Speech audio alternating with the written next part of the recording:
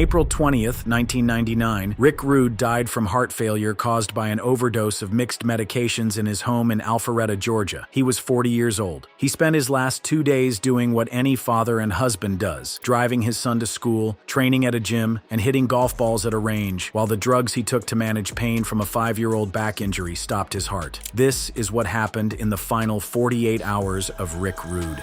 The final 48 hours. Richard Irwin Rude, known to the world as Ravishing Rick Rude, lived in Alpharetta, Georgia, with his wife Michelle, their 3 children, and his mother-in-law. The children were 8, 5, and 21 months old. He had been out of full-time wrestling since 1994 due to a back injury sustained in a match against Sting in Japan. His last television appearance had been on WCW's Monday Nitro Backstage Blast on April 5, 1999, 15 days before he died. On Sunday, April 18, 1999, roughly 48 hours before his death, Rude was at home. It was a weekend. He was living a suburban life centered around his family, his training, and not much else. 11 days earlier, on April 9th, he had been arrested for a DUI. Blood test results for that arrest were still pending. He had also been sick. He had battled pneumonia in March 1999 and had left WCW that same month after a health scare that was initially feared to be testicular cancer, but turned out to be a cyst. None of this stopped him from training. He had been attending martial arts classes, judo specifically, as part of a plan to return to the ring. The idea was to learn low-impact techniques like upright grappling that would let him wrestle without putting strain on his damaged spine. He could not do what he used to do, but he was trying to find a way back. That Sunday, there were no reported incidents, no emergencies, no calls for help, just a man at home with his family. Monday, April 19th, roughly 24 hours before his death, followed the same pattern. Rude woke up and drove his 8-year-old son, Richard Jr., to school. He came home. The rest of his day involved training, handling legal matters related to the DUI, and spending time with his wife and the 2 younger children, 5-year-old Marissa and 21-month-old Colton. That evening, WCW Monday Nitro aired on television. He had been a part of that show just 2 weeks prior. Now he was watching it from his couch. No one around him noted anything wrong, but the things that would kill him were already in motion. For years, Rude had been managing chronic pain from his 1994 injury with a combination of substances, anabolic steroids, painkillers, muscle relaxants, growth hormones, and GHB, a central nervous system depressant that was popular in wrestling circles for recovery and sleep. This was not unusual. This was the industry. This was Tuesday in professional wrestling in 1999. Tuesday, April 20th, 1999, the last day. Rude woke up and drove his son to school again. Then he went to a martial arts class. After that, he drove to a local driving range and hit golf balls. People who saw him that morning said he looked fine. He was functional. He was standing up. He was swinging a golf club. Nothing about that morning suggested a man who would be dead by evening. He went home. Michelle went out to run errands, shopping. His mother-in-law was in the house with the younger children. At some point in the afternoon, alone or close to it, Rude took a combination of medications. Empty prescription pill bottles were later found scattered near where he collapsed. The substances included Valium, GHB, steroids, and other painkillers. Together, they created what would later be described as a lethal toxicological environment, a cocktail that overwhelmed his heart, which had already been enlarged and weakened by years of steroid use. He collapsed. Whether he was on the floor near his bed or in the bed itself depends on which account you read, but he went down, and he did not get back up on his own. Around 5 p.m., Michelle came home from shopping and found him. He was barely breathing. His pulse was weak. His skin was pale. She called 911. Paramedics arrived, noted his condition, and began transport to North Fulton Medical Center. During the ride, his heartbeat briefly got stronger. There were signs of stabilization, but then he slipped into a coma. At the hospital, he went into cardiac arrest. He was pronounced dead that evening. The autopsy confirmed it. Heart failure from an accidental overdose of mixed medications. No foul play, no suicide note, no intent. Just a man who had been self-medicating for 5 years and took the combination that his body could not survive. He left behind Michelle. He left behind Marissa, Richard, Ryan, and Colton. He left behind a career that was supposed to have a second chapter, and he left behind a wrestling industry that was losing people at a rate that should have alarmed everyone but somehow didn't. To understand how Rick Rude ended up on that bedroom floor, you have to go back to the night that took everything from him.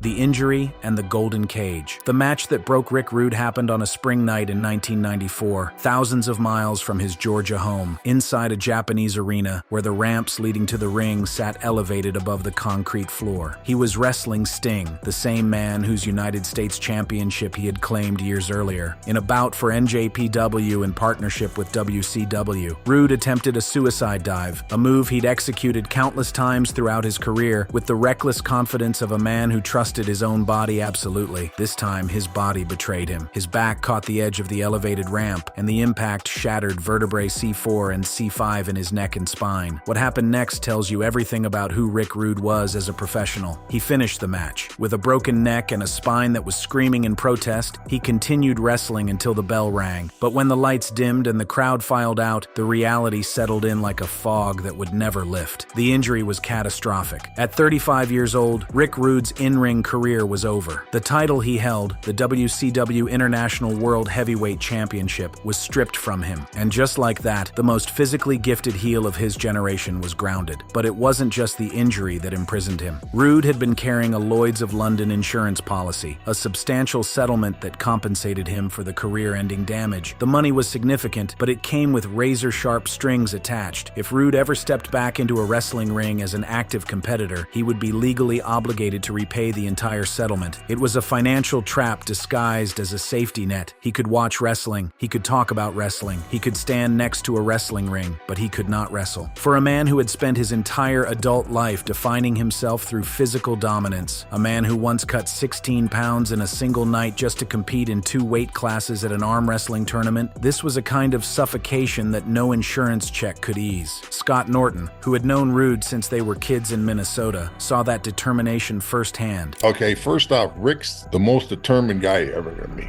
He just absolutely is. That determination didn't evaporate because a doctor told him to stop. Rude threw himself into finding workarounds. He began attending martial arts classes, studying judo and upright grappling techniques that would theoretically allow him to compete without relying on the high-impact moves that had built his reputation. He was engineering a comeback that his body wasn't designed to survive and that his insurance policy wouldn't allow. In the meantime, he carved out roles that kept him adjacent to the business. In 1997, he surfaced in ECW as a commentator and occasional on-screen figure. He joined the WWF as D-Generation X's insurance policy, standing behind Shawn Michaels and Triple H as a silent enforcer who radiated menace without ever throwing a worked punch. He transitioned to WCW, where he managed his closest friend, Curt Hennig, within the NWO. But proximity without participation was its own torture. This was 1997, 1998, 1999, the absolute zenith of professional wrestling's cultural reach. The Monday Night Wars between WWF and WCW were pulling in combined weekly audiences of over 10 million viewers. Stone Cold Steve Austin was rewriting what a wrestling star could be. The NWO was generating merchandise revenue that dwarfed anything the industry had seen. And Rick Rude, a 4-time world champion, a man who had headlined pay-per-views and sold out arenas from Madison Square Garden to the Tokyo Dome, was standing on the apron, watching other men do what he could no longer do. The frustration festered. WCW, despite being his employer, refused to buy out his Lloyd's of London insurance debt, which would have freed him to wrestle again. The company was spending millions on guaranteed contracts for aging stars and bloated rosters, but they wouldn't invest in clearing the path for Rude's return. Whether this was financial prudence or organizational indifference depends on who you ask. To Rude, it felt like abandonment by the company he was helping to build. And then came the physical toll of simply existing with a destroyed spine. Every morning began with pain. Every movement carried a reminder of that night in Japan. Rude turned to the same substances that half the wrestling locker room was using. Painkillers to dull the agony, steroids to maintain the physique that defined his character, muscle relaxants to unclench what the pain had tightened, and GHB to find something resembling sleep. He wasn't partying. He wasn't chasing a high. He was trying to function, to get out of bed, to drive his son to school, to train at the gym, to exist as something other than a broken man collecting insurance money in a subdivision outside Atlanta. The Golden Cage grew smaller each year. By early 1999, his health was visibly declining. In March, he battled pneumonia. A scare that initially looked like testicular cancer turned out to be a spermatocele, a cyst, but the fear was real, and it compounded the stress he was already carrying. On April 9, 1999, 11 days before his death, he was arrested for driving under the influence. Blood test results were pending. For a man who prided himself on control over his body, his career, his family life, everything was slipping. The injury had started it, the insurance had trapped him, and the substances he used to manage both were slowly destroying the heart that had carried him through everything else.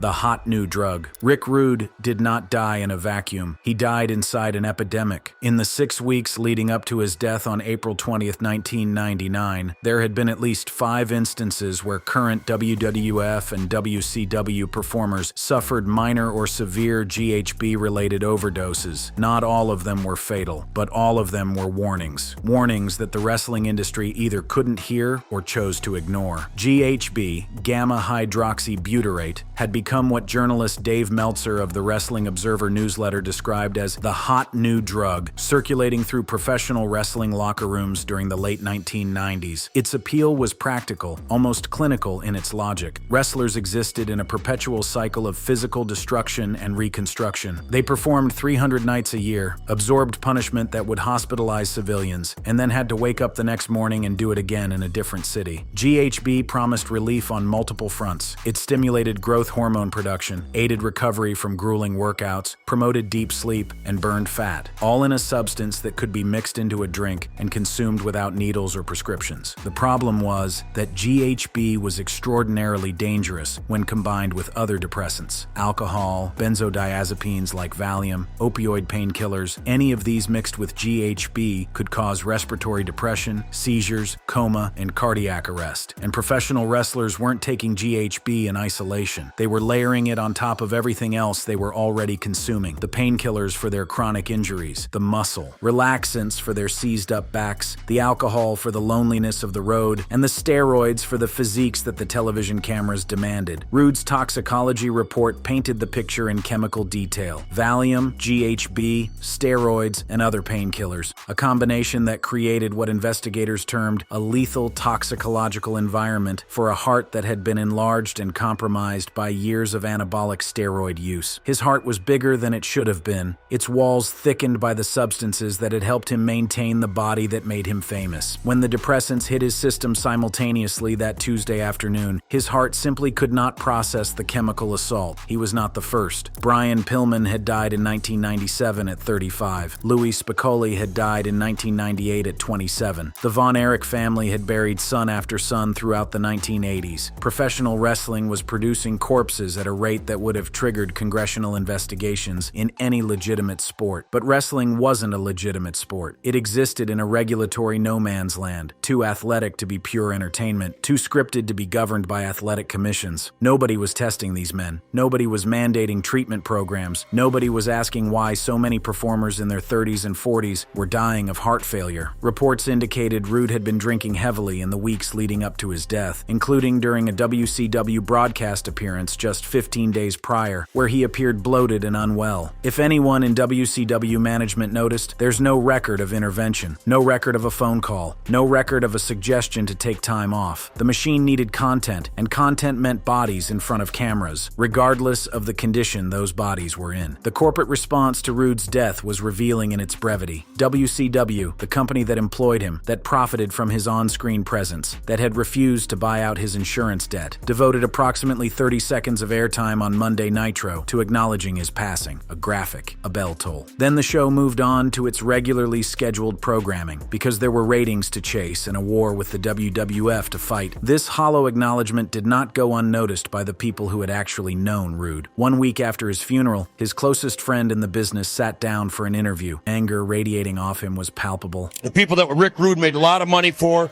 the people that knew Rick Rude that didn't show up to his funeral, the stuff like that. Curt Hennig was not speaking in generalities. He was naming an absence, the absence of WCW executives and colleagues who had built revenue on Rude's name and likeness, but couldn't be bothered to show up when he was lowered into the ground. You know what? It's built up some it's a frustration that only I can control. I'm telling you right now, wrestling lost one of its greatest athletes, and one of his best money makers. The industry's denial ran deeper than one company's callousness. Major reforms, like WWE's wellness policy, wouldn't arrive until after Eddie Guerrero's death in 2005, 6 years later. Rude's death, along with Pillman's and Spicali's and the others, became a cautionary tale told in retrospectives, acknowledged, mourned, and then filed away while the machine kept running. Critics at the time called for real drug testing, employee assistance programs, and corporate accountability. They warned that a high-profile death during a live broadcast could invite media scrutiny and regulatory intervention. They were right about the scrutiny. It would come, eventually, after enough bodies accumulated that even the most willfully blind observers couldn't look away. But in April 1999, the wrestling industry buried Rick Rude and kept selling tickets. The real Rick Rude, the character that audiences saw on television, the preening, hip-swiveling narcissist who demanded silence from fat, out-of-shape sweat hogs before flexing for the women in the crowd, was a masterwork of performance art. Rick Rude played arrogance so convincingly that fans genuinely despised him, which was the entire point. He was voted the most hated wrestler of the year by Pro Wrestling Illustrated in 1992 and the best heel by the Wrestling Observer newsletter that same year. He once wore airbrushed tights featuring Jake Roberts' wife's face on his crotch, an angle so provocatively personal that it drew real backstage tension between the performers. But the man underneath the character was, by every credible account, the opposite of what he played. Bret Hart, who considered Rude one of his closest friends in the business, put it plainly. Rick Rude was anything but rude. He was a great family man. He loved his wife. He was one of those kind of guys who never took his wedding ring off. That detail, the wedding ring, appears in nearly every account of Rude's life. He taped over it during matches so it wouldn't cut his opponents, but he never removed it. In an industry defined by infidelity on the road, by broken marriages and absentee fatherhood, Rude was conspicuously devoted. His friendships were forged with the same permanence. Scott Norton, who would go on to become a professional wrestler himself, first met Rude when they were both children in Minnesota, a connection that would last over 3 decades. Here's how the first guy that I met was in junior high school was Rick Rude, and we had gym class. Norton's memory of that first real interaction captures something essential about who Rude was, even as a 12-year-old. It was 7th grade. Norton was cutting through the gym to head home, and he found Rude hiding behind wrestling mats. I says, Rick, what's going on? He says, we're in 7th grade. He's a couple 9th graders waiting to beat me up. Norton told him to come along, just walk out together, and that's what they did. He says, we'll be all right. So he led totally the other direction, but he left with me. We walked out, nobody messed with us, you know. That was the beginning of a friendship that would span their entire adult lives. Years later, on a private jet with Eric Bischoff and Buff Bagwell, Rude brought the story up again, a moment Norton had forgotten. And Rick went like this. He says, for crying out loud, Nort, he says, I've known you for 30 years, and you can't even help me out. The punchline was about a piece of snot hanging off Rude's nose that Norton was too polite to mention in front of the boss. But underneath the humor was something genuine, the exasperation of a man who expected loyalty from his inner circle and held himself to the same standard. That standard extended to everything Rude did physically. His athleticism was not just a character trait, it was the foundation of his identity. Norton described his determination in terms that bordered on disbelief. And, you know, so that night, I mean, he weighed in the next morning, it was 197. I just couldn't believe it. Rude had needed to cut from 213 pounds to under 198 to compete in 2 weight classes at an arm wrestling tournament in South Dakota. He wrapped himself in cellophane, sat in a shower, and sweated through the night until the scale read 197. Then he won both classes. When we were kids, me and Rick played a year of junior college football together. Rude could kick field goals barefooted. Not soccer style, straight on, with his bare toes. I mean, he kicked off for his high school football team, blew it out of the end zone. And yet the loyalty he inspired may have been the most extraordinary thing about him. When the Montreal Screwjob unfolded at Survivor Series 1997, the night Vince McMahon orchestrated the stripping of the WWF Championship from Bret Hart without Hart's consent, Rude was there. He was working for the WWF at the time as DX's enforcer, but Hart was his friend, and friendship trumped paychecks. Rude immediately positioned himself in Hart's dressing room after the incident, refusing to allow anyone to put Hart in a compromising position. Then he quit. He walked out of the WWF that night, abandoning a paying role because the company had violated someone he cared about. Within days, he appeared on WCW Monday Nitro, the same night that a pre-taped segment of him aired on WWF Raw, making him the only wrestler in history to appear appear on both competing shows on the same evening. On Nitro, he publicly trashed Shawn Michaels and the WWF, burning that bridge with accelerant. Rick Martel and Jacques Rougeau described him as a wonderful and fun guy in the locker room and someone not to be messed with, a man capable of genuine warmth who could also handle himself in any legitimate confrontation. Paul Heyman, who had managed him in WCW's Dangerous Alliance, offered perhaps the most precise assessment of his professional gifts, that Rude could feel the audience like no one I'd ever worked with before. This was the man who died on that bedroom floor in Alpharetta, not the character. The father who drove his son to school every morning, the husband who never took off his ring, the friend who hid behind wrestling mats in 7th grade and 30 years later still remembered who walked him out.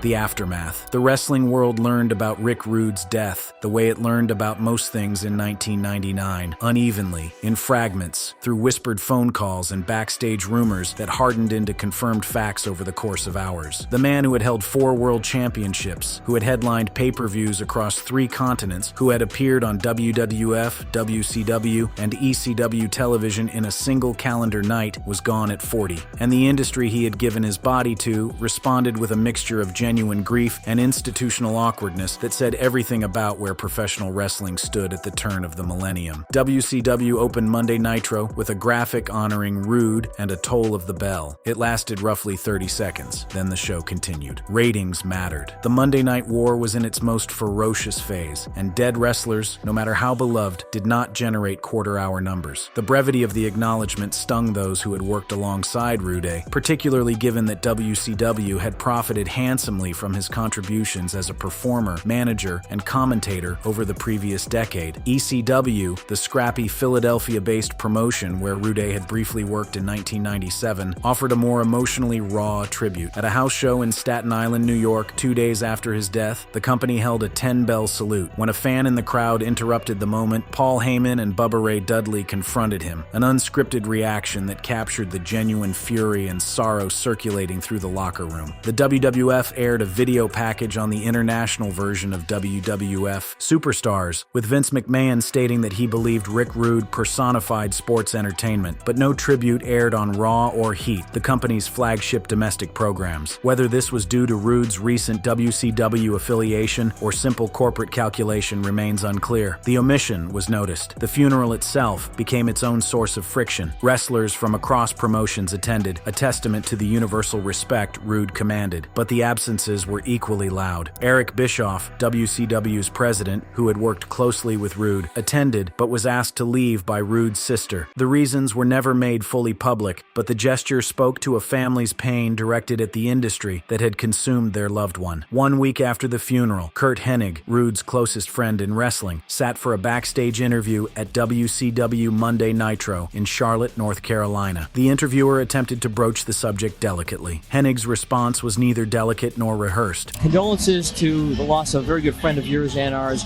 Rick Rude. How did you find out about it? The grief was sharp, unfiltered, and directed with surgical precision at the colleagues and executives who had monetized Rude's talent but couldn't be bothered to attend his memorial. And I lost my best friend. And we'll see what happens. Then Hennig said something that resonated far beyond that interview, far beyond that arena in Charlotte. Next couple of weeks, you're going to see a new Curt Hennig, because I think this should be a wake-up call for a lot of people, and I think it certainly was one for me. It was a wake-up call, but the alarm was set on snooze. Rude's death occurred during a stretch that also saw Renegade, born Rick Wilson, die by suicide in February 1999, and Owen Hart would die in a tragic in-ring accident just 5 weeks after Rude, in May. 3 deaths in the span of 4 months. The industry mourned each one, promised to do better, and then resumed business as usual. Major reforms wouldn't arrive for another 6 years. My condolences to his family and his wife, and Rick knows the way I felt about him, and what else can be said? There was, in fact, one more thing to be said, but it would take 18 years to say it. In 2017, the WWE inducted Rick Rude into the Hall of Fame. Ricky the Dragon Steamboat, his opponent in one of the most celebrated matches in WCW history, their Iron Man bout at Beach Blast 1992, served as his inductor. And Rude's son, who had been 8 years old when his father died on that bedroom floor in Alpharetta, stepped to the podium to accept the award on his family's behalf. He was nervous. He said so. But then he did something that silenced the arena and brought the memory of his father flooding back with a force that no graphic or bell toll could match. So what I'm going to need right now